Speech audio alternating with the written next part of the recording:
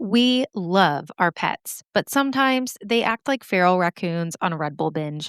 Like my pit bull Rizzo, for example. She is 10 years old and still chews like a puppy in the velociraptor phase of doggy development. In fact, one of her favorite pastimes is running up the backyard wall, jumping into the tree, and trying to grab birds or lizards, which is hilarious to watch, but also, please don't bring me the birds. So, if you also have a dog with the energy of a caffeinated raccoon, I found something amazing. It's called the Woof Popsicle. It's basically a popsicle style toy for dogs that you fill with treats so that they stay busy instead of eating things that they definitely should not eat when those zoomies hit. My favorite part is that they have refill pops. So when your dog finishes one and then stares at you like you personally ruined their life, you can just pop another one in. So the next time your dog is behaving like Michael Scott yelling parkour and launching themselves off the furniture and you fear for their safety, give them a little treat to keep them busy. Head to the link in the show notes for the Pupsicle and the refill pops. Your pup will thank you.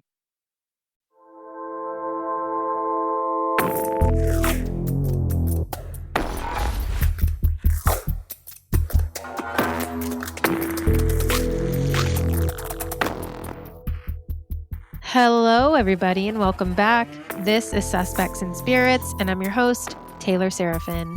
And I am officially on spring break, baby. Woo, woo, woo. You know what that means? I got me a hot date with the couch and my AirPods. Gonna Taurus it up in this bitch. You think I'm joking? I am so excited to do nothing. Absolutely nothing. I sent my husband the funniest reel the other day. Well, I thought it was funny. I am that spouse. We are those spouses. We communicate through memes, reels, etc. And me, well, being me, I saw this funny video of a woman talking about being a Taurus. She was talking about, all the normal stuff. We love to eat. Don't invite us to a party if there's not going to be any food. We're cool until we're not. Like we get really crazy, but it's like that slow burn crazy. But then she said something that just spoke directly to my soul. She said, when I die, I want to be reincarnated as a mattress. And my husband, who always makes fun of me because I'm that person who's like, first thing I think of when I wake up is when can I go back to sleep? And also I want a puppy. And so that's just like always in my head. I'm always tired and I always want dogs. So this woman just hit the nail on the head. It was just her delivery though that was so funny to me. And yeah, like I'm obviously it's not funny because I'm telling you about it. But if you saw it, you'd be like, oh, that's so funny. Only if you're a Taurus though, probably. Anyways, I thought it was so funny. Speaking of astrology, I went to the Tucson Festival of Books and listen, love it there. Go every year. It's at my alma mater. I love the U of A. The campus is so beautiful. And there are books. I love books. I have many leather bound books. My apartment smells of rich mahogany. And I found the cutest tarot deck there, you guys. I got a new tarot deck because, of course, I did. And it's a banned books tarot deck. I know. And the cards are so pretty. So each one is obviously like it's a banned book theme. So there's characters from Lord of the Rings, Handmaid's Tale, Harry Potter, One Flew Over the Cuckoo's Nest, Huckleberry Finn. The Tower card is Lord of the Flies, which just like get out of here right now. I love it. Love it. And the Hermit, Dumbledore, you guys. Oh, and then there's like the Outsiders too in there. And just really any book that you love is probably banned. So it's in there, promise. It's very cool. And there's paper, pens, inkwells, and words. And the paper are the pentacles, pens are the swords. Obviously, inkwells are the cups because, of course. And then words are wands. It is gorgeous, like a book lover's dream, but only if they're like spiritual, sort of witchy, weird book lovers and think they're psychic. Otherwise, they would be like, cool, thanks so much. What the fuck are these? Like they wouldn't really get it. I also got a little book bag there, cute little tote, and it's Twilight themed. I know. This is the bag of a killer, Bella. It has the best quotes on it. And then I got another tote because, girls and totes. And it says Salem Witch Book Club. Come on. Just take all my money at this point. Just all of it. Just take it all. And they had bracelets there that said, ban bigots, not books. I was clearly just in love. In love.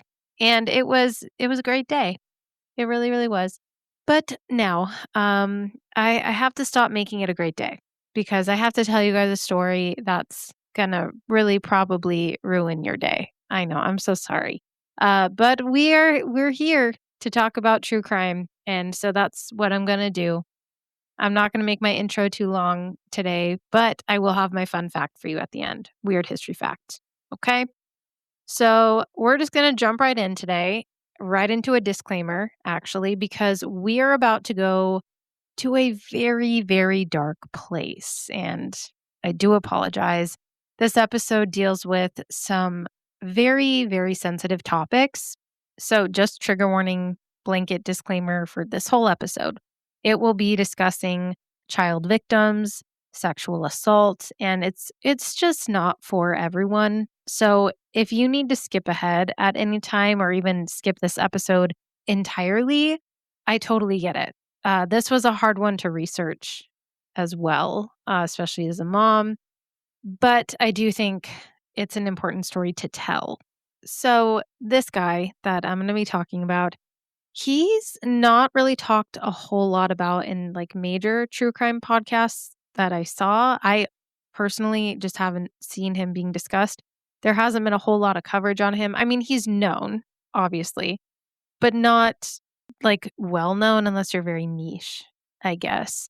And obviously, we listen to stories like this so that we can learn how to prevent things like this from happening again. So, today we are going to be talking about Peter Woodcock, also known as David Michael Kruger. Yes, I am aware that those are two very, very different names, but they are the same person. And he would become known as the youngest serial killer in Canadian history. So, with that being said, listener discretion is very much advised.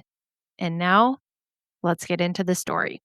Peter Woodcock was born on March 5th, 1939, making him yet another Pisces. He was born in a hospital, like many of us are, in Peterborough, Ontario, and this is a city to the northeast of Toronto.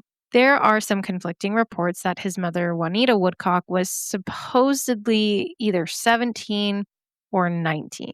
Either way, she was pretty young. She was either a factory worker or a sex worker. Again, either way, like her profession did not matter. Let's just get that straight right now. That's just what the research turned up. It was also said that his father was a 19-year-old soldier from the area. Now, this situation surrounding his birth was not exactly ideal for his young mother, but she did try to make it work for a short time. Ultimately, though, Peter only stayed with his mother for about a month. She tried her best. She breastfed him, but she said that he cried all the time and that he had a quote, feeding problem, which I think they mean just like issues with latching and gaining weight, which that's very common. Like any mother knows, it's breastfeeding is so tough and it can be really emotionally taxing. So, I mean, I don't know the whole situation, but his mother decided that she was unable to care for him properly and finally gave Peter up to the foster system. And this is really where the story takes an unfortunate turn for Peter. He ended up being bounced around from foster home to foster home, and then he was given over to the Children's Aid Society. Now, for whatever reason, the Children's Aid Society didn't really want Peter to bond with anyone. So they did not stop the whole musical foster home situation. It was very sad. It is said that Peter, as an infant and a toddler, pretty much never stopped crying. He never really ate and he never really slept. It is also said that he would scream if somebody got too physically close to him. So, I mean, I guess it was just really easy to bounce him around from foster home to foster home because he was, according to them, unwanted. Like people did not want to put up with his behavior. Of course, now these days, we understand much more about child psychology and development. So to think that this is how some people chose to look at an actual infant is pretty heartbreaking. But this is one of those situations where you wonder if it's, is it truly nature or is it nurture? And you'll see as the story continues. But due to all of this, I tend to think it's a combination of both. You can make your own assessment. But I mean, I typically tend to think that way, anyways. So, Peter was bounced around a lot, and some people just did it for the money, unfortunately. And this is still common today in the foster system. Not all homes are good homes. It is said that at one point, he was even hospitalized as an infant after an alleged beating at the hands of one of his caregivers, which fuck off. Like, I can't stand people. So, of course, we can see both the nature and nurture manifesting here. Since Peter had lived in so many different homes, the abuse endured was not well documented, one could say. One of the only recorded incidences of abuse is when he was about 2 years old. I know. He went into the emergency room with a twisted neck, and that required surgery. And I'm just going to assume this is just me speculating that this was not the first or last incident of abuse. Peter was pretty underdeveloped in his speech, and he was a quote, difficult child. And it was not uncommon for people back then to beat their kids when they felt that they were not listening or being disrespectful. I mean, he was born in 1939, and in the foster system, it was not all rainbows and sunshine. It still isn't. And I'm curious. I couldn't find anything to verify this, but I am very curious if he had any head injuries as a child as a result of the abuse. Because as we know, many serial killers have had recorded incidents of prefrontal cortex damage or have acquired brain injuries. John Wayne Gacy, Richard Ramirez, Peter Sutcliffe, which was the Yorkshire Ripper, Henry Lee Lucas, Albert Fish, Fred West. I mean, I could seriously go on and on. There was a study that was done that said 80% of most high profile serial killers have had significant brain injuries.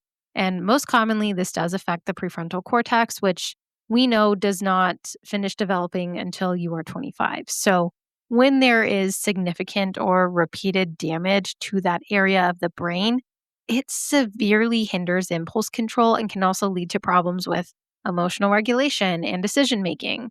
Listen, I'm nerding out right now, okay? This was my specialty in psych. I loved learning about the brain, child development, and abnormal psychology. I found and still find it fascinating. And it's one of the reasons I started this podcast. Because as I've said before, plenty of people have had shitty childhoods and do not go on to do horrific things. So I'm interested in what exactly causes psychopathy, narcissism. Well, I guess we know a little bit more about narcissism. They're more like created than born, but you get it. I like learning about the brain. So, anyways, there's no recorded evidence that says he did suffer from a TBI, but I would not be surprised if it was ever revealed. Now, that being said, many people who have suffered TBIs don't kill people. So, there's that. But for Peter, it's hard to say. I do think that the abuse and the unstable early home life played a role here. What people don't really tend to realize is that when this happens to children to this degree, regardless of them being in the system or not, when kids are abused and neglected to this extent, it has a profound effect on their development. So, we have attachment styles for a reason, right? And it is thought that during this time in Peter's life, he may have developed a condition known as reactive attachment disorder, also known as RAD, which is a very rare condition of emotional dysfunction in which a baby or child cannot form a bond with its parents or caregivers due to early neglect or mistreatment. So, at this time in psychology, what he was born in 1939, psychology was very much new. It was still in its infancy. So they didn't really have a term for this yet. Later on, doctors and psychologists did determine that this was a possibility for Peter. Fun fact, though, I did learn this in college. actually kind of whipped out my old psych book during my research to make sure I was not mistaken. But that term, RAD, reactive attachment disorder, that was not included in the then DSM-3, which is now the DSM-5, until the year 1980. So back then, what they would have called Peter, like what he went through, it would have been called maternal deprivation or failure to thrive, which are documented about as far back as the 1940s, notably by Renee Spitz in 1945. I know. Hi, this is now a psychology podcast. Welcome. I promise it's important to the story, you guys, okay? Because Peter, he did not develop the way other kids did. It is extremely common for kids who were abused and neglected to miss milestones in their development as well. The things like object permanence, walking, speech, etc. And it goes without saying that Peter struggled in some of these areas. For example, he did not start speaking until almost 2 years old. And when he did talk, it was incoherent and almost like a shrill, shrieking noise. It was just noise, which I can imagine was very frustrating to him as well because he could not appropriately communicate what he needed. So many people, foster parents included, just saw him as kind of a pain in the ass rather than a child crying for help. But that would all change at the age of 3 when Peter was placed into the home of Susan and Frank Maynard. They were an upper middle class family and they often took in orphans. They were like perpetual foster parents, basically. They would take in orphans and, quote, war waif, which is a term that was used to describe a child who was orphaned, abandoned, or rendered homeless due to war or conflict. They were often left malnourished and without care. So the Maynards were known to do this. They took in children. And it's unknown why exactly they wanted to keep Peter. There's really no record of them ever wanting to return him, which is a weird thing to say about a human child. But they had many, many opportunities where this probably would have been the best option. However, it really seemed that the Maynards just kind of felt bad for him and they wanted to be a sense of stability for Peter. Susan Maynard actually ended up saying at one point that if anybody needed love, it was him. So Susan, I mean, she did work really closely with Peter. She knew something was wrong with him, and she worked very, very hard to get him as much help as she possibly could. And at the age of 7, Susan would take Peter to the hospital for sick children for his behavioral problems, and he would be treated there for about 5 years. Peter was unfortunately also just a really natural target for bullies.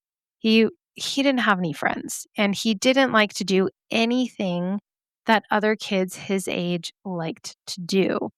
So he was always like alone. He was just kind of an oddball, basically. A social worker once took him to the Canadian National Exhibition, which I had to look up. I didn't know what that was. Basically, it's like a huge fair, like a world's fair. It has games, casino stuff, farm animals, air shows, and it runs for about 18 days. Honestly, it sounds really fun. I love a good fair experience. And during this outing with the social worker, they reported that Peter was looking around at all the children running and having a good time. And he said, quote, "I wish a bomb would fall at the exhibition and kill all the children," end quote. So not a normal thing to say. And it just sort of gets worse from there. During another assessment when he was 11, and I got this from Mark Borey's book, By Reason of Insanity, which is really interesting. Very good. I linked it in the show notes for you. In this book, it says that while being assessed for placement at a school for disturbed children, Woodcock, Peter, he was described as very slight in build, neat in appearance, eyes bright and wide, that he had a worried facial expression, sometimes would scream at others, the screwing up of eyes. So I guess he would just kind of cross his eyes at people. He would walk briskly and he had very erect and erratic movement, and he would just rapidly dart ahead of others. He was interested and questioned constantly during conversation. So, in all, basically, he just behaved very differently from other children. He was also a wanderer from a very, very young age. He wandered all throughout the city. He loved to ride the streetcars all day and sometimes even all night, and he wouldn't come home, which would put his foster parents into a panic. But he really didn't care because he had no attachment to them and he didn't worry about how they felt. He just wanted to wander. So Peter would ride streetcars and trains all over Toronto, and he got very, very familiar with the city. I mean, he knew it like the back of his hand. He did apparently get lost once when he was like 4, but he made his way home somehow and he just never stopped wandering. I could not listen. I read that and I was like, I could not imagine. It's like allowing a 4-year-old to wander. I'd put a leash on that kid. And I mean, I also don't know if they just like let him wander or if he just got out of the house and did it on his own. Honestly, no clue. And Peter was not only obsessed with riding the streetcars all around the city, but he was also obsessed with the streetcar and train schedules. He would memorize them and make sure that they were on time, just like kind of a hyper fixation of his. As Peter got older, his particular interests in behavioral problems did not go away. In fact, they worsened and became more problematic. Susan Maynard actually feared at one point that he would burn the house down. I guess he really liked to destroy things. He liked to cut his clothing into small pieces and carve like weird symbols into the kitchen table. He would rip the blinds off the windows, and he at one point smashed the radio in the home. Now, you may be wondering, because I was too, about the whole McDonald triad thing, bedwetting, fire setting, cruelty to animals. We don't really have a ton of information on if he enjoyed starting fires, if he did have issues with bedwetting or with animal abuse. However, his mother, Susan, did have a story once about a bird. She had a feeling one day that the sudden death of her canary, which she'd had for years, was caused by Peter. She said that she left the house very briefly one day, just for like 20 minutes, and that when she came home, her canary was laying on the piano on its back, surrounded by candles. Like Peter was having some sort of funeral for it, and it had died unexpectedly. So, in that 20 minutes, the bird passed away, and Peter just got candles and held a funeral for it. And when asked what happened, Peter blamed the dog, who had never shown any interest in that canary before. So it was a little suspicious and odd. It always kind of left her stomach churning a bit. Like she knew what happened, but she didn't want to admit it. But I mean, obviously we don't really know. It did seem though that Peter had very little to no self-control in his childhood, which you will see later on as the story progresses. Susan, not really knowing how to handle this child, once told somebody at the Children's Aid Society that she thought Peter would actually do better if they formally adopted him. Like showed that they really did want him and that he really was loved. They want the best for him. And surprisingly, she was advised against this by like everyone. So he was never officially adopted, not that I saw. And if I'm wrong, please let me know. But he did belong to the Children's Aid Society. He was kind of like a ward of the state, or I guess province, because Canada doesn't have states. But Peter's foster parents did do everything they possibly could. They paid a ton of money for his private schooling and for all the doctors and testing that they had to get done because they knew something was wrong with Peter. They knew he was different. And they tried very, very hard. So Peter, of course, when it was time for him to go to school, he did not do well in public school. Eventually, he was sent to Waycroft Private School, where unfortunately he also did not do well. Like I said, he was just kind of odd, and he was a natural target for bullies. Which, like, fuck bullies, dude. They cause so many problems. I will never understand bullies. So school was not a good time for Peter. In 1950, when Peter was 11 years old, he was being considered for the Sunnyside Children's Center in Kingston, Ontario, and it was a school for disturbed children. And he would actually describe his time at Sunnyside as the best years of his life, which I found very interesting. Some people really thrive in those conditions, where there's structure and discipline. It kind of reminds me of how Charles Manson, when he was being released from prison for like the final time, he told them not to let him out because he didn't know how to handle the outside world. Like he didn't think he was ready. He literally said, I don't know what to do out there and don't let me out. And they still let him out. So it just reminded me of that. So Peter, he really enjoyed this school. And when he was 14, he was actually released, which was totally normal at the time, but he was absolutely not ready to be released. He was still not doing well behaviorally, and his mental health was definitely not where it needed to be. Peter sort of just like lived in his own fantasy world, like all the time. We all daydreamed as kids, maybe even still as adults. Like shit, I do it all the time.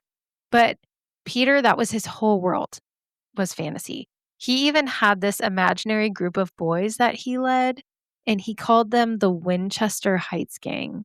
It was a group of about 500 invisible but very obedient boys that were like his people. They were his gang, and he was the leader. And it made him feel very powerful, like he had control over something. But I mean, obviously, it was not real. And like any teenage kid, Peter also thought a lot about sex. But in Peter's case, it was not normal curiosity. Throughout my research, what I found made me feel that he was very, very hypersexual, which, I mean, as we know, is seen very often in many male serial killers and sometimes female serial killers too. For example, at 13, when Peter was at Sunnyside, the school that he really enjoyed, he was caught by the superintendent having quote unquote consenting sex, according to Peter, with a 12-year-old girl. So that's pretty young. And who knows if she was truly consenting? That's why I said quote unquote, because we don't know. But they were caught. And by 1954, Peter would be released and was then sent back to Waycroft, which was not a good idea. This was not a good choice. It was a huge mistake because Peter would spend only 1 year there and he was miserable. And then he was transferred again to Lawrence Park Collegiate, where he would only spend about 6 miserable weeks there and just desperately wanted out. And then after that short stint, he was sent to another school called the Bloordale College School. And he would stay there from grades 9 to 11. So again, lots of movement, lots of disruption. So this, my friends, this is where the story takes a much darker turn. When Peter did finally return to his home area, he got a beautiful red and white bicycle as a gift. And with his love of wandering, Peter began to ride all over Toronto, getting even more familiar with the back streets and the lots that you can't access by car. On weekends, Peter would cover between 80 to 96 kilometers, which I had to look up because I'm American, and that is equal to about 50 to 60 miles. That's a shit ton of bike riding, and he would do that in one weekend. And by February of 1956, Peter started to develop some new interests, and those interests included small children and human anatomy, which kids are curious. And if you're interested in anatomy, that's great. Let's learn the technical terms and you can maybe become a doctor one day. But, we're here. So we know that's not what Peter did. No, he had a really morbid fascination with children and anatomy. In other words, he was a sicko. Okay, he was a predator.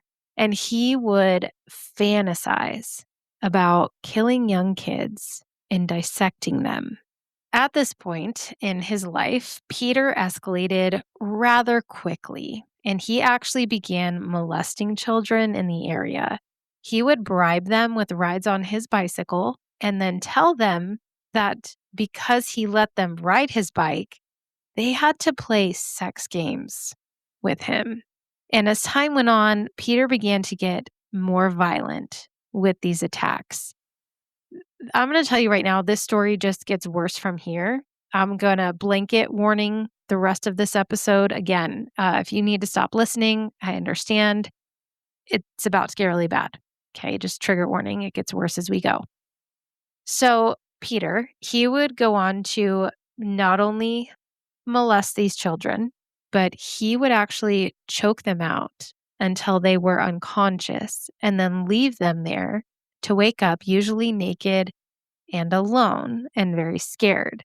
I know he's a piece of shit. I would punch him in the face.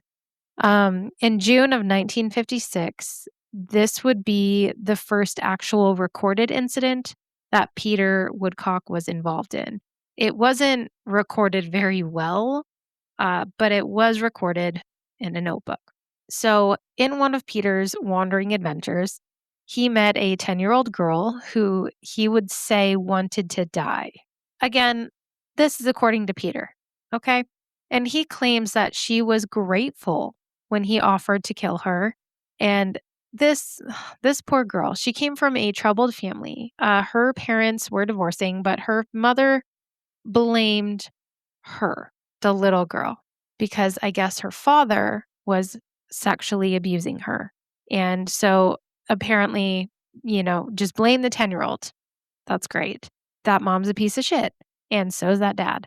So she was obviously having a very hard time in her own life. And she met Peter. And the pair talked, I guess, for weeks leading up to the incident. And they even made a plan where I guess Peter was going to take her down to the Don Valley. But he ended up not knowing the area as well as he thought he did. And they were kind of like dawdling around. And by the time they got there, he couldn't go through with the plan. He had, I guess, planned on killing this little girl and then dissecting her. Yeah. He called it a full anatomy lesson. That's not what that is. That's not an anatomy lesson. That's murder. Like I said, he's really unwell.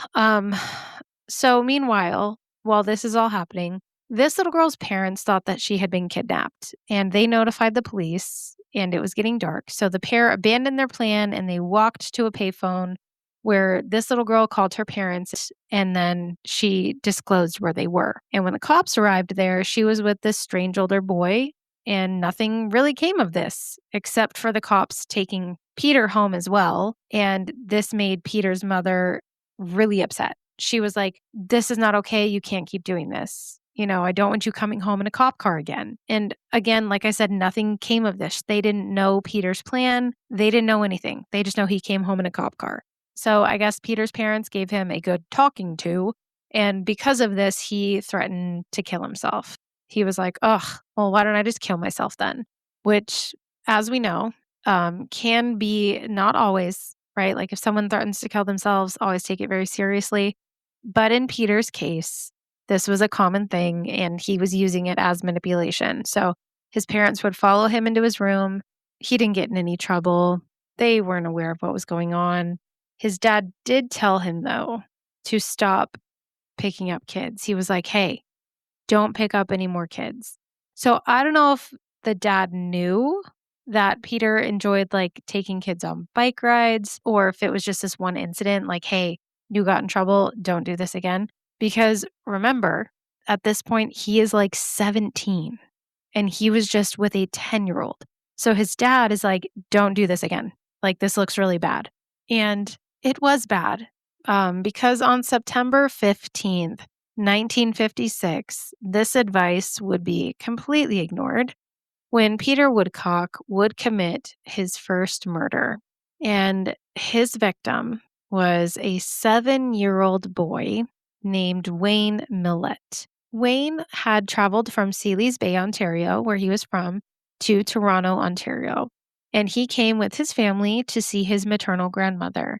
The family they arrived at grandma's house and they were saying hello and exchanging pleasantries. Everything was good. Wayne's older brothers, there were two of them, they decided that they were going to go to a movie. And Wayne, because he was really little, he didn't go with them. He ended up playing out front in his grandmother's front yard. And as it grew darker, they realized that Wayne was nowhere to be found. And his mother she was a little bit worried, and she called the police for the first time at 8:15. Again, this was the 50s, so sometimes kids wander. They didn't worry too much when kids didn't come home right away. But at 8:15, it was dark, and they had no idea where he was. So she was very concerned. Wayne's father tried to calm the mother down. He was like, he's probably at the movies with his brothers, like he'll be home soon. But when the brothers came home and Wayne wasn't with them, his mother called the police again. And that is when a search would commence. But by this time, it was too late. He was deceased. He was found at 2:30 a.m. on the Canadian National Exhibition grounds. This part's really rough, you guys. This is a description of how he was found. Okay. Wayne had been suffocated and his clothes had been taken off and then put back on. And there were scratches all over his body and bite marks on his thighs. There had been garbage stuffed into his mouth, and the perpetrator took a bowel movement beside the body. It was said that when they found him, this part gets me. There were still tears visible on his cheeks, on Wayne's cheeks. So Wayne's father, he identified him and he was sent for an autopsy. And they placed the time of death around 9 p.m. So Wayne, he had wandered onto the Canadian National Exhibition grounds where he was met by a boy on a bicycle, an older boy, who also shared a love of trains. Witnesses placed Wayne with a skinny youth on a bicycle, they said around 15 years old, at about 9 p.m. That same night, a CNE watchman, so like a Canadian National Exhibition, like a security guard, he stopped to talk to a strange youth on a bicycle. And according to the books that I read, the exchange went something like this. The boy asked the security guard, "Do they ever find any bodies in these bushes? What would you do if you found a body in the bushes?" And the security guard answered, "I would call the police." Woodcock responded, "Aren't you a policeman?" And the guard answered back, "No."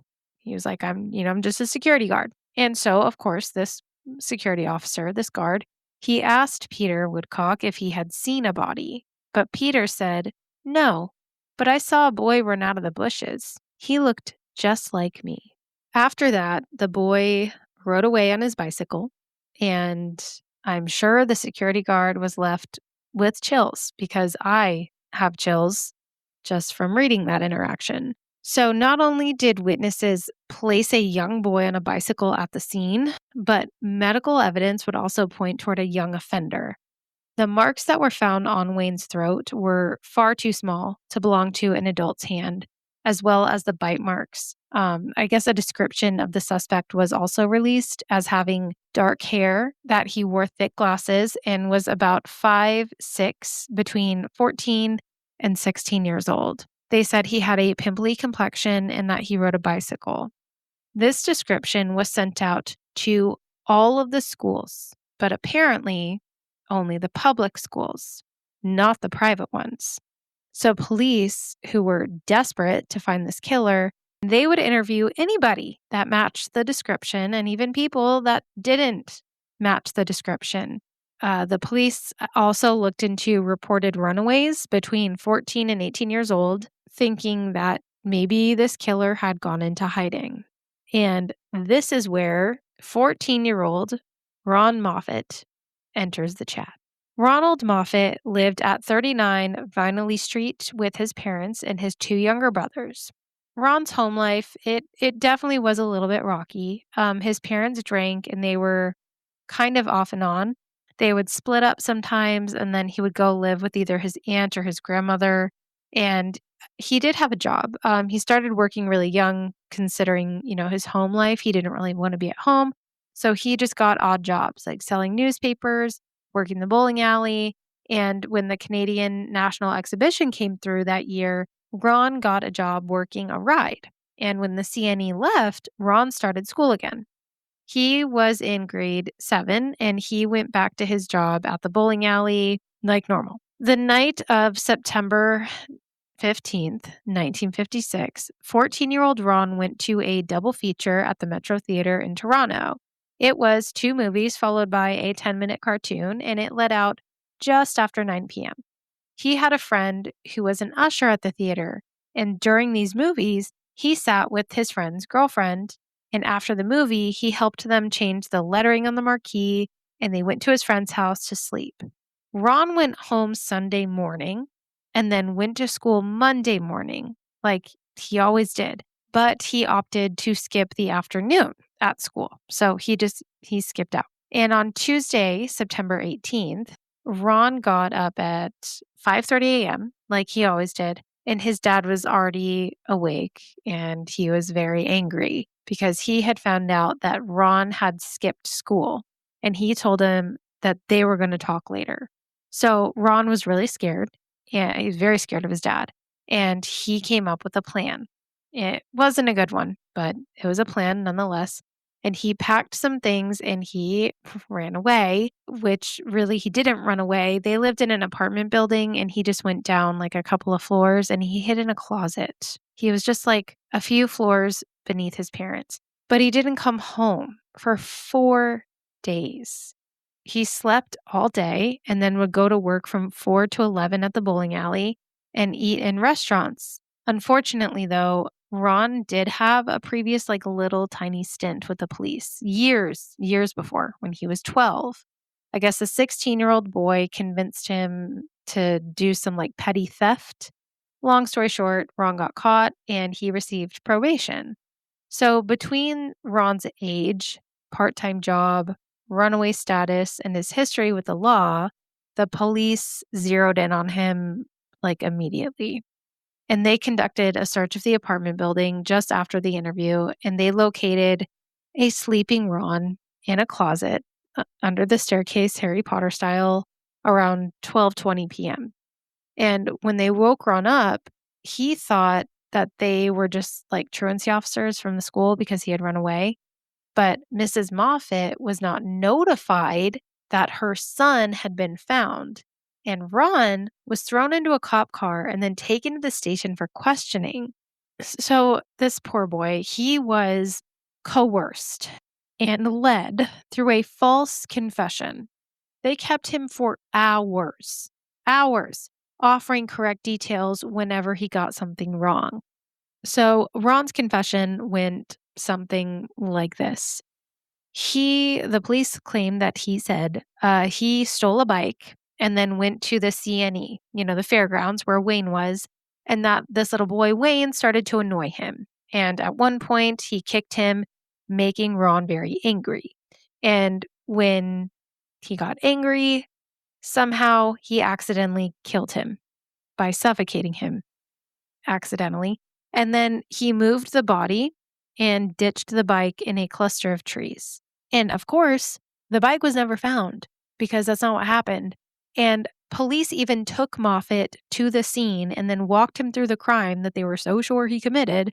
And his mother was finally notified that her son had been found at 5 p.m. and that, she was allowed to see him at around 6:45, nearly 6 hours after. And let's get something very clear. There were major differences between this described suspect and Ronald Moffat. Ron, first of all, he was 5'9", didn't wear glasses, and most importantly, he couldn't ride a bike. Ron didn't know how to ride a bike, and he had terrible balance. And even though multiple witnesses did place Ron at the Metro, the theater, at the time of the murder and said that he even changed the letters at the marquee with his friend, they still were like, "This is our guy. We got him." They I don't know. They got him to falsely confess. I don't know why people do that. Maybe he was scared, but it does happen quite frequently. It reminds me of the West Memphis 3 story because, oh my God, I can't get into that right now. I can't get into the psychology of false confessions, but it happens. And this poor kid, he did not do this. So, I mean, clearly the police were just like coercing confessions out of him because they're so desperate to solve this case. They just want to find the killer. That is pretty common as well. I mean, we know this. Okay, we know this. So even though witnesses placed him at the metro and he also didn't match the description and he couldn't even ride a bike, they decided that they were going to make casts of Ron's teeth, right? Because Wayne had bite marks on his thighs because Peter is a monster. And they were like, yeah, totally matches. We got our guy. So frustrating. So he was found guilty of murdering 7-year-old Wayne Mollett. And he was to undergo psychiatric testing before sentencing during this time. And Ron was given, I guess, sodium pentothal, which is like a truth serum. And this is supposed to put the patient kind of in a daze and make them more vulnerable so that they'll admit their crimes. But he wasn't guilty. So when Moffat underwent this testing, he was never told his test results. Yeah, they never told him what he said during the truth serum testing. And Mrs. Moffat would argue that they didn't release the results because they knew he was innocent and they just didn't want to admit that they were wrong. And poor Ron would spend about a month at the Toronto Psychiatric Hospital while he waited for his sentencing, which must have been so scary. And while he was being wrongly convicted, the actual fucking killer, the weird sicko, Peter Woodcock, was out there every single day and every single weekend molesting children. And less than a month after his first kill, he struck again. On October 6th, 1956, Peter Woodcock met 9-year-old Gary Morris at the St. Lawrence Market. And naturally, he asked the boy if he wanted to go on a bike ride on his beautiful bicycle. And Peter would take Gary to Cherry Beach, which was at the time a very overgrown, desolate area known for crime. This is about to get really graphic again. I'm so sorry. Peter ended up choking Gary until he passed out, and he undressed him, examined him, and then viciously attacked him. That's all I'm going to say. Autopsy reports would show that Gary suffered from a ruptured liver due to the aggressiveness of the attack, which in itself, that is fatal. But the actual cause of death was asphyxiation, just like Wayne. It also appeared that Peter had jumped on Gary, like he took a running start and then landed on him on his knees. There were also, again, bite marks on him, this time on his neck. And with Wayne's murderer behind bars, police didn't really identify this as a pattern. How, guys, I don't know. I don't know. Not everybody bites their victims. And he also died of asphyxiation. It's just really like blaringly obvious that this was the same person. But after they took a second look at the cases, they said, no, I don't think these are connected. And they even claimed that the bite marks did not match. So there's that. Then on New Year's Day of 1957, so just a few months later, a report came in of a young girl being choked and sexually assaulted.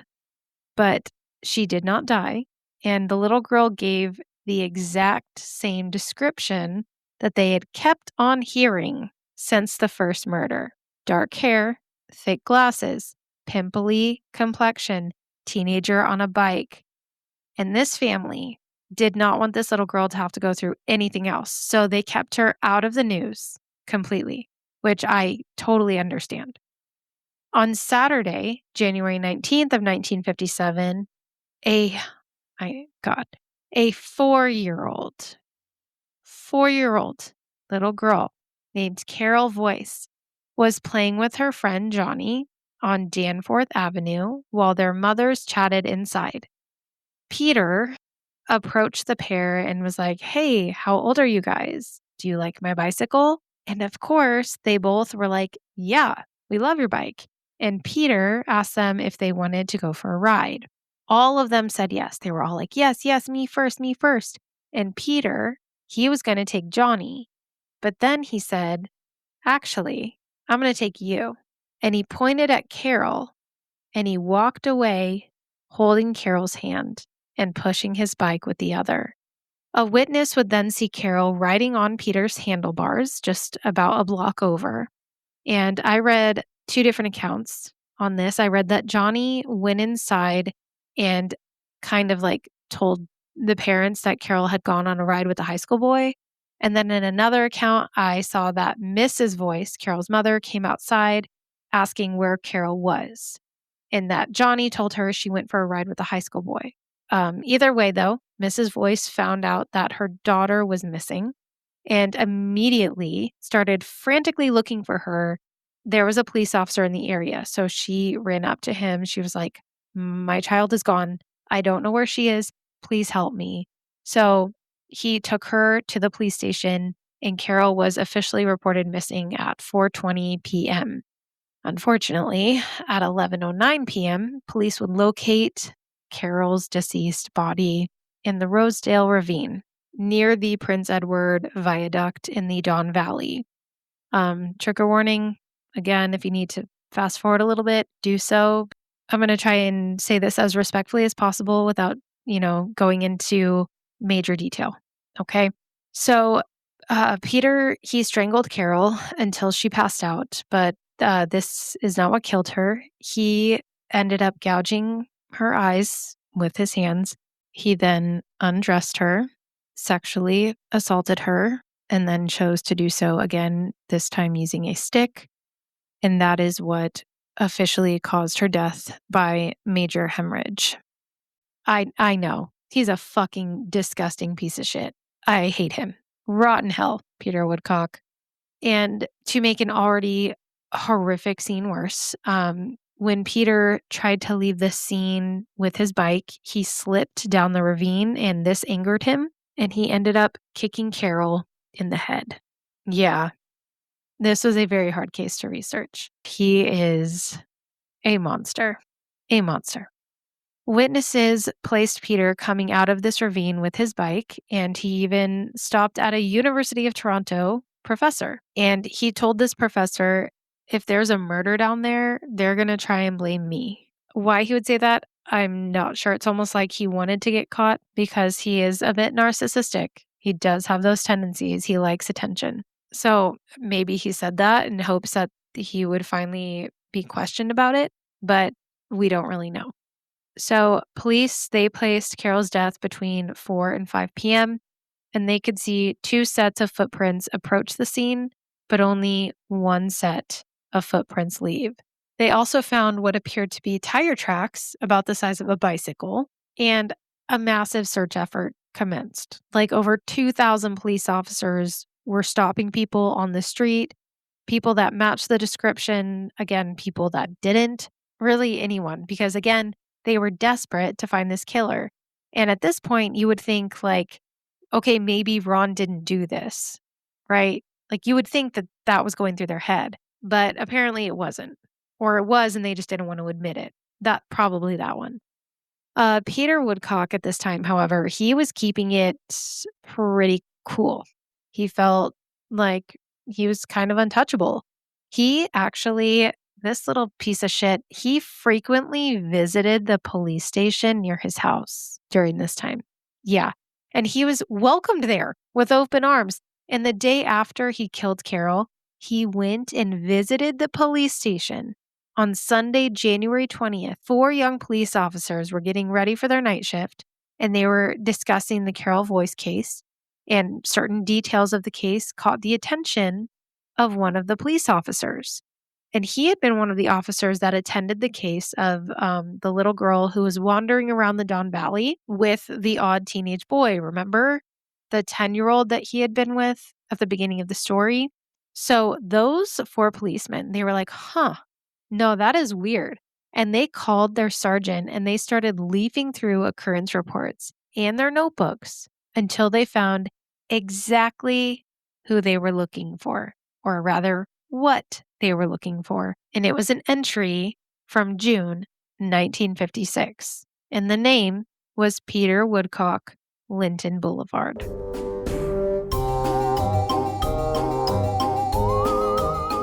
All right, Ghouligans, quick hydration check. Are you drinking enough water, or are you running on caffeine vibes and unresolved trauma? Because most of us rush through our day just trying to survive, and before we know it, it's 5 p.m., and we've had 3 cups of coffee and maybe one very sad glass of water. Bobby Boucher would not approve. Dehydration can cause migraines, fatigue, and even make you ornery. And as Mama always says, people are ornery because they got all them waters and no electrolytes, just like alligators. And that's where Waterboy hydration packets come in. You just dump one of those bad boys into your water, and suddenly you've got some high quality H2O. They are sugar free. And the best part, they've got flavors for every situation: strawberry lemonade for daily hydration, blue raspberry for post workout recovery, and weekend recovery packs for when life hits you like a linebacker from the Bourbon Bowl. But if you're not sure which one to start with, grab the sampler pack and try them all. You don't need to be dehydrated. And you don't need to be ornery. Water doesn't have to suck. In fact, Waterboy hydration packs will help your medulla oblongata. Head to the link in the show notes and grab your favorite flavor so you can hydrate all day long. If you've listened to this podcast for more than 5 minutes, you already know my nervous system lives on the edge. That's why I love Rise. Between being a mom, a teacher, and a full-time researcher of all things sinister and spooky, I need energy that doesn't come with anxiety. My therapist says I have plenty of that already, which is why I love to start my day with Rise. Rise is a mushroom coffee blend that gives me focus without the jitters, and it actually helps me quiet my ADHD brain. It lifts my brain fog and somehow even made my gut health way better. We love a multitasking beverage. I usually drink it in the morning before I sit down to research or record, and it helps me stay clear-headed instead of wired. I like to add a little cacao powder, a sprinkle of cinnamon, and of course, my favorite creamer. Then suddenly, it's a delightful little cup of emotional stability. Rise isn't just coffee. It's gut health and nutrition that your body actually craves. With lion's mane, cordyceps, reishi, shiitake, and turkey tail, you'll be saying, "Holy shiitake, I can actually focus," because these mushrooms help maintain focus throughout the day. They help maintain your stress levels, and they even boost immunity while clearing up that pesky brain fog. So if you're trying to kick your caffeine habit, or you just want something that's genuinely better for your nervous system, head to the link in the show notes and use my code suspectsandspiritspodcast15 to get 15% off your first purchase. What have you got to lose? Again, that's Suspects and Spirits Podcast 15 to get 15% off your first purchase. Your lizard brain will thank you.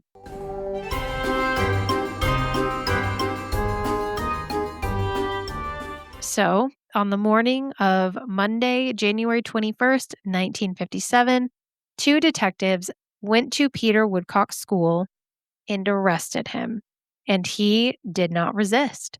When brought down to the police station and asked about his whereabouts on Saturday, he said almost word for word what he said to George Sinclair at the CNE the night that he killed Wayne.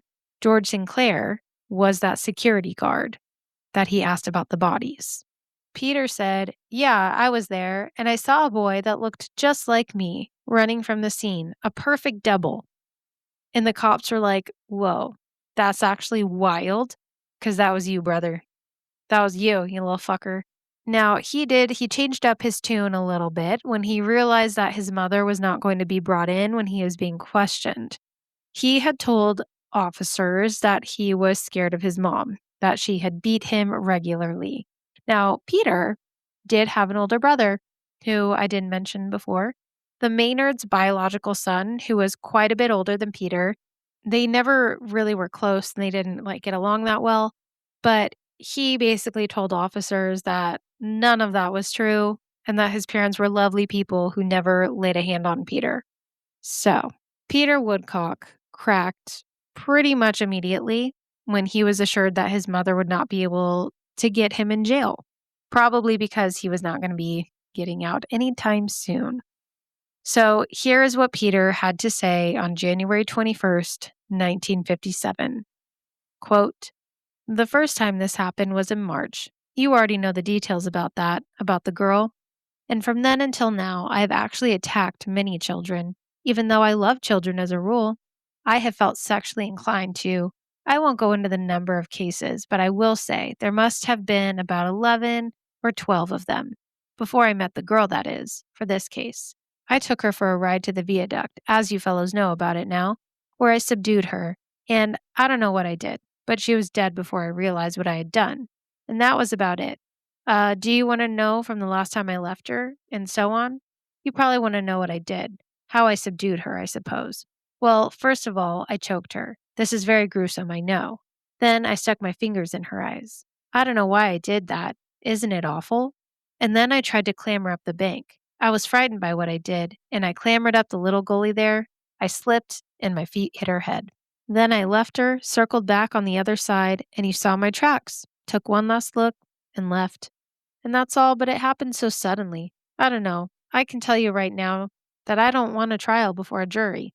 The reason why my parents were not aware of my sickness is because I never told them. I was too ashamed. Do you blame me? I feel relieved now that I have told you the truth because I was worried. Whatever happens, I don't want to go home tonight. I don't want to face my parents.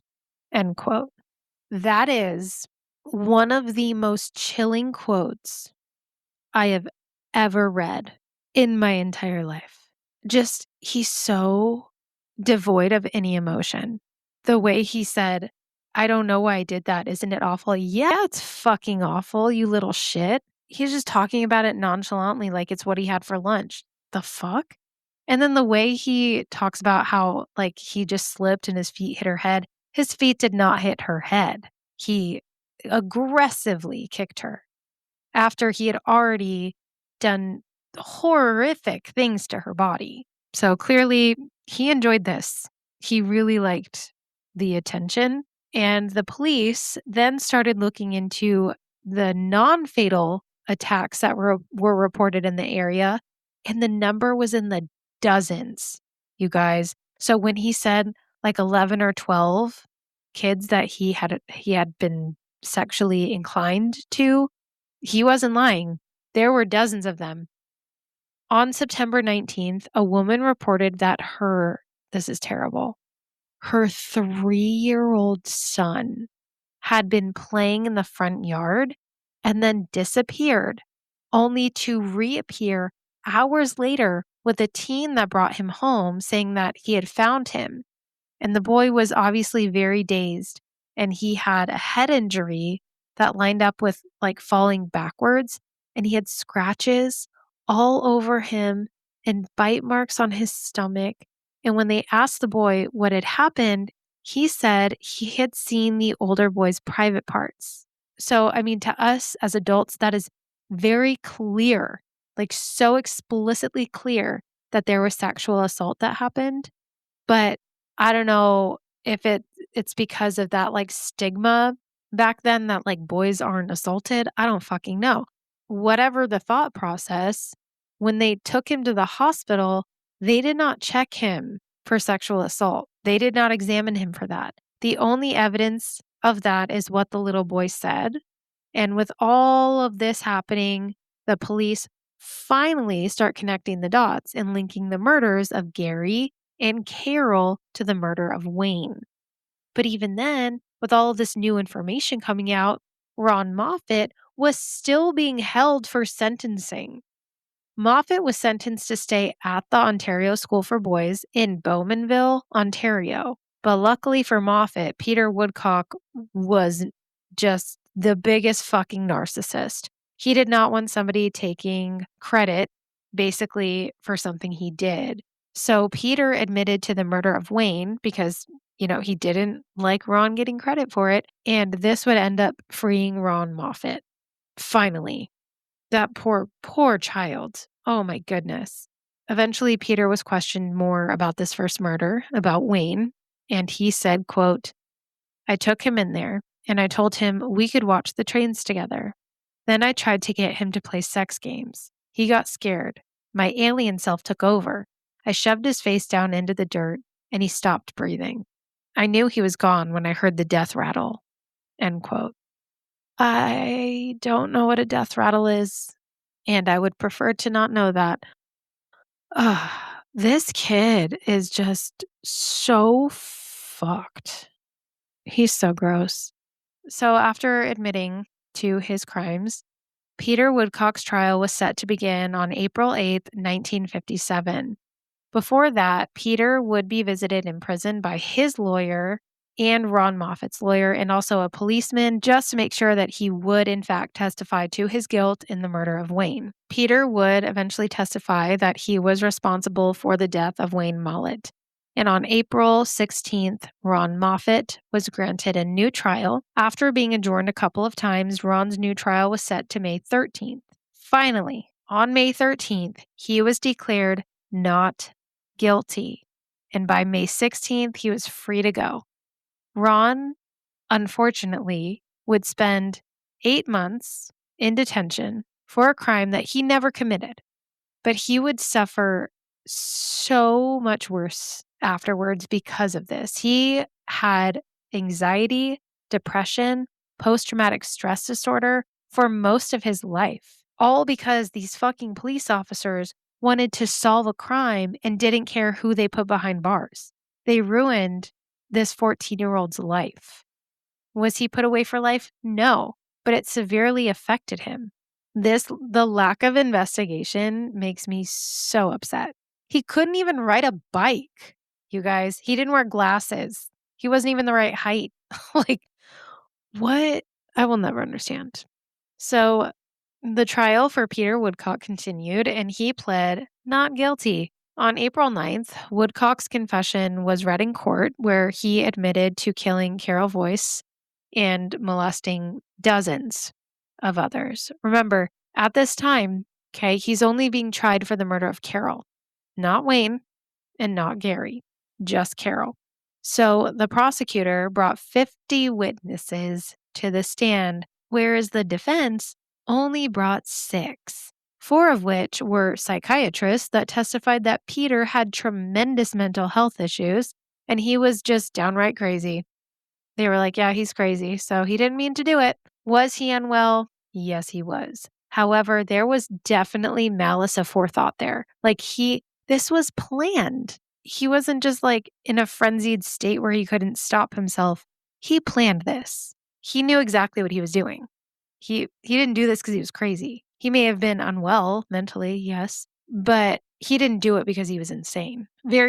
Two very different things. On April 11th, 1957, the jury took only 2.5 hours to decide that the then 18-year-old Peter Woodcock was not guilty by reason of insanity. Peter would be sent to Oak Ridge, which was a maximum security mental institution in Ontario, and he would stay there for a good majority of his life. While committed, though, Peter would be included in drug testing and psychiatric experiments and new and improved treatments that were supposed to be really good for the mentally ill. Some of these treatments were very, very odd, including LSD treatments. Yeah. And then there was this one that they did called the 100-Day Hayden, like hate in. Like when they used to do lock-ins in middle school and high school and stuff, if your school ever did that, lock-ins where you like spend the night. Well, obviously they're in an institution, right? So they're there no matter what. But they did hate-ins. And this is where the inmates were forced together in a confined space for 100 days. And they all signed a contract saying that they were, voluntarily entering this, but then it was up to the staff to decide if and when they were let out. So the idea behind this was that the inmates would be forced to find their feelings and, more importantly, develop empathy toward one another. Guess what? It didn't work. It didn't work. Yep. Not even close. It only took about 3 to 4 days for the inmates to beg and plead to be let out. So the inmates were given drugs of all sorts, uppers, downers. They were also given the responsibility to look after each other. I don't know why or who thought that that was a good idea, but it wasn't. It wasn't. Also, some of these people are quite literally incapable of empathy. you're not going to teach them empathy by doing that. That's not how that works. The first group was about 16 inmates, and they stayed in for the entire 100 days. And the experiment was tested 3 more times. The second and third groups were smaller, and they would only stay in for about 40 days. And then the fourth and final group would consist of 8 inmates for 50 days. So, like I said, none of this worked. It didn't work out very well, and not a single inmate that took part in this experiment ever did better during their time at Oak Ridge.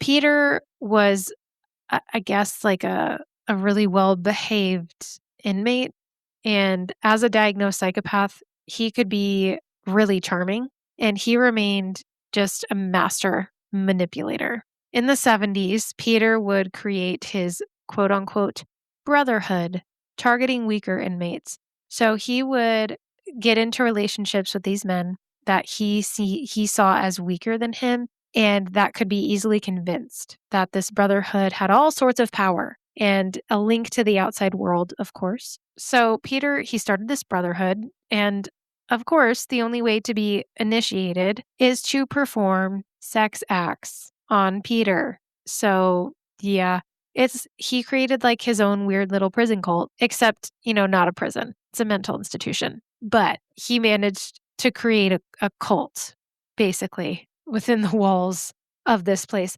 And anyway, by 1985, Peter Woodcock had made no changes. I know, we're so surprised. He was just as dangerous as he was the day he arrived at Oak Ridge.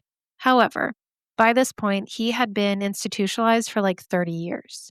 So, because this was like a major expense to Canadian taxpayers, because apparently he was also getting like a pension. He was getting a pension while he was in there. And remember, he was found not guilty. So, people that are found guilty don't even serve that long sometimes. And there was a serious urge to get Peter Woodcock moved to a medium security facility and get him like slowly but surely integrated into society and all of that. And he had not known anything but being institutionalized. Even his time in the real world, he was in a fantasy land, right? Like his Winchester gang and all of that. So in 1986, it just so happened that Peter was moved from the maximum security Oak Ridge facility to the medium security facility in St. Thomas, Ontario. Doctors and staff at both facilities strongly advised against this. They said, no, don't do that. They strongly advised against it, but he was transferred anyway. And Peter Woodcock would spend weeks at St. Thomas before being shipped back to a maximum security as soon as he got there, because he started to stir the pot. He took that spoon and he was just stirring around. Because when Peter got to that medium security facility, he also revived the Brotherhood while he was there. He came up with this big plan to escape. And in his plan of escaping, he would take staff hostages. That was his plan. So, of course, you're in a mental facility and word travels pretty fast. And it got back to the staff, and Peter Woodcock was thankfully yanked right out of there and put right back into Oak Ridge where he belonged. Peter, well, honestly, I think he belonged in prison, but that's just my personal opinion. Peter would then spend the next 3 years at Oak Ridge, only to be transferred again in 1988. A new psychiatrist saw Peter for the first time there, and another rehabilitation attempt began. The board seemed to think that a medium security facility in Brockville, Ontario could adequately hold and rehabilitate Peter. They wanted to prepare him for the outside world and eventually release him. Staff at Oak Ridge again said, do not do that, detailing that he was still incredibly dangerous and he was a sexual deviant and that he was not well enough to be in the real world. Okay, he's sick. He's real gross. And they transferred him anyway. And in Brockville, Peter would be taken on trips. Yeah, he got to go out, you guys. He got to go on trips to Ottawa and Montreal. And he even got to go to the movies once. And guess what he got to see? They took this man to see Silence of the Lambs I wish I was fucking kidding. When I read that, I literally like slapped my hands down on the computer and I got up and walked away from the computer. I was like, nope. What did I just read? They did what? What the fuck is going on, Canada? What are you doing? Okay, so during his stay at Brockville, Peter would once again revive the Brotherhood because he is nothing if not a complete, disgusting, narcissistic, pedophilic psychopath. Okay? I really don't know how else to describe him. His childhood it was very, very sad. Okay? I can feel bad for him as a baby and as a toddler and as a child. But the minute you start hurting other people, nope. No, fuck you. Okay? Especially hurting children. You are the worst person on the planet. So he revived this brotherhood, okay? Again. And this is where we meet Bruce Hamill. Bruce Hamill met Peter in 1978 when he was sent to Oak Ridge as well. So this was, years before. Bruce Hamill was born on November 27th, 1956, and he had a front temporal lobe issue. Brain scans would show that his front temporal lobe was a bit smaller than it should have been. So he had behavioral problems all throughout adolescence and major anger problems in his teens and young adulthood. At 18, Bruce joined the militia, and when he came home, his violent rage had just worsened. He was extremely impulsive and aggressive, and his family knew something was very, very wrong. But Bruce's mother, Gertrude, she is a real problem. She constantly defended Bruce, and she was also just like a victim herself. She loved to play the victim card. The entire world was always out to get her, and it was out to get her son, and it was always someone else's fault. So she was really overprotective of Bruce, her problematic child, and even told him to stop taking his medication because, according to her, it wasn't working. She was like, Brucey, baby, it's not working. Don't take it. So he said, okay, mommy. And he had been seeing a psychiatrist, and Gertrude told him to stop going because it was a waste of time. Yeah. So it was shortly after Gertrude, his mother, told him to stop seeing his psychiatrist that she called up a neighbor of hers and was like, hey, you should sell your house to my daughter because she needs it more than you. I don't know. So Betty was like, no, not going to do that. But thank you so much. And Gertrude kind of went off the deep end and she started hating Betty for not selling her house to her daughter. I don't know.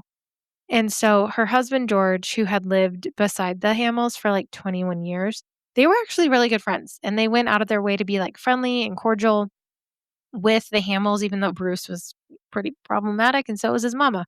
And on February 20th, 1977, Mrs. Hamill called once again, asking Betty to sell her house. And when Betty said no, Gertrude just freaked out. She was like, you're taking our friendship for granted. And she hung up and started to cry. And Bruce saw this. And at that point, he snapped. And that is when, on February 1st, 1977, 58-year-old Betty Wenslaff would leave her house for the last time. That morning, Bruce followed her to work and he attacked her outside of the door of the school where she worked. Bruce stabbed Betty 27 times, leaving her to be found by the school superintendent at 6:45 that morning. Police were completely baffled because literally no one disliked Betty. Like, she didn't have any enemies. It wasn't a robbery. There was no physical evidence that they could figure out, you know. I don't really know how they tracked down Bruce. I do know that they went door to door, so that may just have been a coincidence. Eventually, they figured out that Bruce did this. And you might be saying, Taylor, why the fuck are you telling me this story? What does this have to do with Peter? I promise we're getting there. Okay. So Bruce, he committed this crime. He was very impulsive. He was very aggressive. So he was sent to Oak Ridge, where he met Peter. And he would spend 2 years there. And in December of 1980, he was transferred to Brockville, where he would spend 3 years. And by March of 1983, Bruce Hamill was a free man. They let him out. 5 years after Bruce was released due to his not guilty charge, his criminal record was expunged, completely cleared, you guys. By 1988, Bruce was a murderer with no criminal record against him. And guess what? While Bruce was out in life doing his thing, Peter had kept in contact with him because he was a free man and Peter was a psychopath, so he loved to use people. Okay. And when Peter got sent back to Brockville, he revived the Brotherhood, and Bruce Hamill was his very first recruit. This was before Bruce was let out. So that Brotherhood kind of like made him feel like Peter was this godly figure. He told him that he could help with the reincarnation of his father. And most importantly, Peter told Bruce that if he joined the Brotherhood, he had a spot on the spaceship, which was set to leave in 2011 to their home planet. Yeah, Bruce was already providing Peter all of the necessary companionship at this time. It was, sex and most importantly, a link to the outside. So Bruce, when he got out, he started visiting Peter in the facility. And this was in early 1991. So during this time at Brockville, they had introduced a new day pass program allowing patients off hospital grounds with a sponsor or like an escort. Sponsors were allowed to sign patients out on day trips, and the only stipulation of being a sponsor was that you could not have a criminal record. And although the staff at Brockville knew Bruce Hamill because he used to be a patient, they had to treat him like anybody else because on paper, he was no longer a criminal. So on July 13th, 1991, Bruce Hamill would travel the 1-hour train ride from Ottawa to Brockville, and he made his first stop at a Canadian Tire store to purchase a knife, a hatchet, and a sleeping bag. And he would make his second stop at a drugstore to buy some sleeping pills. And he would arrive at Brockville just shortly after 2 p.m. And Bruce, he was supposed to sign Peter out on 2 day passes. Day pass number 1 was just for the hospital grounds, and then there was one for off hospital grounds. And the pair were supposed to go to Dairy Queen and then walk along the St. Lawrence River, grab a pizza, and come back to the hospital and eat it together. And then, spend the night together. Instead, the pair picked a spot at a secluded area, and there were shrubs nearby, and they would take the weapons that Hamill had brought and they hid them along the trail. So the pair picked a spot, hid their weapons, and they coincidentally just happened to run into this person that they were looking for. 27-year-old Dennis Kerr. Dennis was a patient at Oak Ridge, and he was under the impression that he was borrowing $500 from Peter. So Peter introduces Bruce and Dennis, and he's like, "Hey, Dennis, meet us back here. I have to go get your money." So Bruce and Peter, they go back to the shrubs. Peter hides in the bush, and Bruce waits. And Dennis approaches and asks Bruce, "Where's Peter?" And at this point, Peter emerges from the bush with a pipe wrench that Bruce had brought, and he struck Dennis in the back of the head with it. Now, when he hit Dennis, Dennis looked at him, and before he fell down, he said, "What did you do that for?" And when he fell to the ground, Peter would then strike him again and sit by his dead body for an hour. And Bruce would then viciously attack his body, dissecting it. They sodomized him, and all while chanting ritualistically for whatever reason. After this ritual was complete, Hamill took the sleeping pills and he fell asleep. And when Bruce was asleep, Peter took the sleeping bag that he was sleeping in and he pulled it down, exposing Bruce's body. And he took that knife and he just, would run it along Bruce's abdomen and his arms, just real creepy. And at this point, Peter was 52. He was nearly blind, and somehow he made his way to the nearest police station, which is about 5 kilometers away. and he turned himself in. The police went back to the scene of the crime, and when they arrived, Bruce Hamill was completely naked and awake and just flailing around. He was being eaten by bugs. And when the police arrived and Hamill saw them, he started to say things like, "Are you here to take me? I've done everything you want. I'm ready." Like he genuinely thought that he was going onto a spaceship to go to their home planet, like Peter had told him. Remember, Peter was like, "Hey, you got to do all this stuff, and then we're going to go to our home planet." Yeah, that was part of the Brotherhood. So clearly, he manipulated Bruce. Like I said, he loved to take advantage of people who he saw as weaker than him. Why he turned himself in, I'm not entirely sure. I think maybe he just liked the attention. I really don't know. But clearly, this made everybody realize, like, Peter cannot be let out, like, on a day pass or ever, because the moment that we let him out, he killed somebody else, and he manipulated others into joining him. So, both men were put into protective custody, and it is said Peter's so gross, okay? He's so gross. It is said that Peter would, pleasure himself in full view of the guards 6 times in the 10 hours that followed the crime. So, Peter, he had a new trial because of this, and it would begin on December 9th, 1992. And I shit you not, both men were once again found not guilty by reason of insanity, and both were sentenced once again to Oak Ridge. And both men would be institutionalized for the rest of their natural lives. Thankfully, they were not let out again. And Peter Woodcock did eventually die. And he actually died on his birthday, on his 71st birthday, March 5th of 2010. And Bruce Hamill passed at age 63 on May 21st, 2019. Now, I called him Peter Woodcock throughout this whole episode because that was his name at birth. That was his name during the crimes he committed.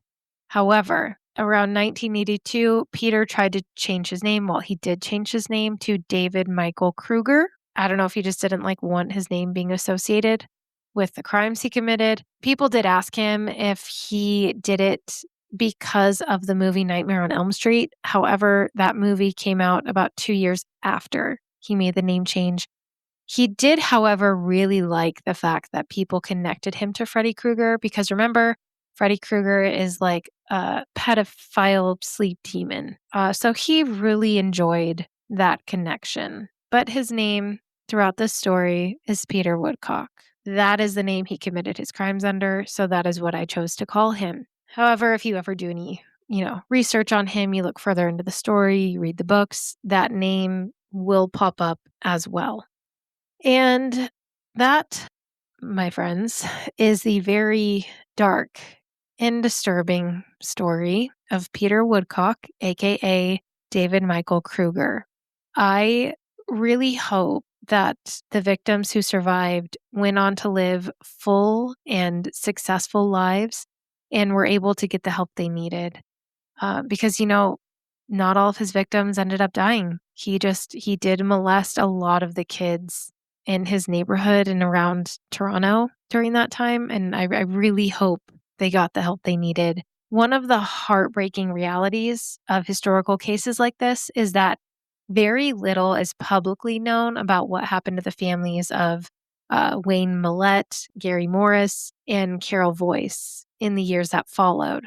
In the 1950s, victims' families were very rarely interviewed long term, and many chose to kind of step away from the public eye after trials ended, which completely understandable. I totally get that. But because of that, the historical record becomes very, very quiet for them. But that silence doesn't mean that the grief, disappeared.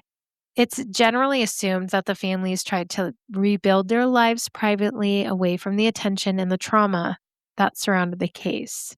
And while history often remembers the name of the killer, I think it's far more important to pause and remember the children whose lives were taken far too soon. This story, as awful and gut wrenching as it may be, it also serves as a reminder that, well, a lot of these crimes are committed by older men or, women too. Sometimes kids do hurt other kids. And it's really important to be very vigilant, like no matter what. If that makes you paranoid, okay, let everyone think that. Personally, I'd rather be paranoid. Okay. I think it's worth it for the safety of the most precious thing in my life, my children. And, Peter, he went through a lot. Like I said, his childhood was very sad. He did not get the help that he deserved, and he did not get the help that he needed. And unfortunately, it manifested into a fucking monster. So we cover these cases to honor the victims and also to learn the warning signs so that shit like this doesn't happen again. When I come across people who are like, just let a sleeping dog lie, blah, blah, blah. Why are we beating a dead horse with these stories? It is because not every generation, not every person has heard this story before. I came across a person the other day on the internet, on the interwebs, who'd never heard of Jean-Benet Ramsey. You guys, never. Whole new generation of people. That's why we keep telling the stories, because not everyone is aware. And the more people who are aware can help prevent this from happening again. We don't want history to repeat itself. There's always going to be horrible people in the world, but the more we know, the more we can do to prevent. Yeah, especially if you're in a position like, a teacher, a doctor, things like that, you can look for those signs. Like we're mandated reporters for a reason, you know? Ugh. So this was such a tough case to research. I'm so glad it's over. I really, really am. As interested as I am in the psychology of it all, it's also it's horrific. Like it churns my stomach. All murders are terrible, obviously, but anything that includes children is just extra heartbreaking. I'm not going to lie, there were a few points in this research that I had lots of tears in my eyes. I had to stop listening to the books that I used for research and go touch grass because this kid was such a fucking monster. And again, we can be sad about his upbringing, but there's a point. And my sympathy for you goes away entirely when you choose to be a sadistic pedophile. So, that's so beyond anything our brains are meant to comprehend, and for a good reason. So, yeah, this was a tough one. Um, well, this was depressing. Who's ready for a palate cleanser? I got one for you because there's really no segue out of this story. Like there just isn't. Okay. History, fun, weird. Here we go. Weird history fact. Did you know that when forks were first introduced to Europe, some religious leaders claimed that they were, and I quote, an insult to God? Yeah, forks, like the eating the eating utensil. I'm not kidding. The argument was something historians call the natural fork argument. And the logic went like this. They said, God already gave humans fingers, so using a metal fork was considered filthy. It was decadent and an unnecessary luxury. Apparently, the fork was the gross thing, not the bare hands that people were using to eat meat, wipe their mouths and, their butts and shake hands. Pet animals, all of that, and then go just, right back to dinner. Not the hands, those weren't gross. The fork was gross. That's where they drew the line. Too sinful. Some critics even called forks, quote, artificial hands. There is actually a story that involves a Byzantine princess named Maria. I'm going to try my best here. Argyro, okay, Maria Argyropolina. In the 11th century, I guess she attended a wedding feast in Venice and she ate her food using a golden fork. Very fancy, very scandalous. And when she unfortunately died from illness shortly afterward, several religious leaders claimed it was divine punishment for her, quote, hateful vanity because she used a fork. So apparently in medieval Europe, the moral lesson was use your hands like God intended or perish. Kind of like Coach Carr in Mean Girls, don't have sex because you'll get pregnant and die.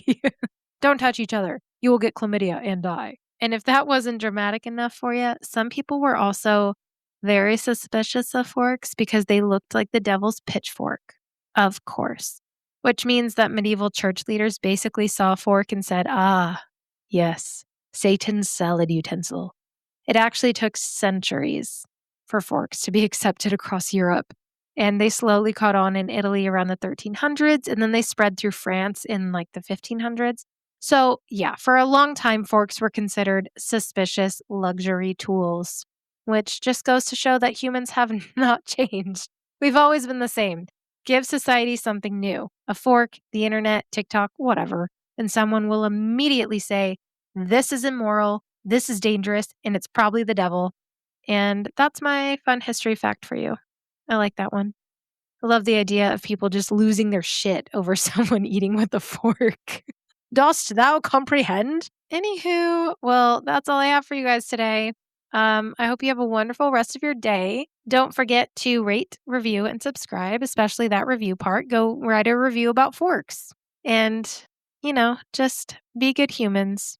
And as always, remember to trust your lizard brain. Until next time, goodbye.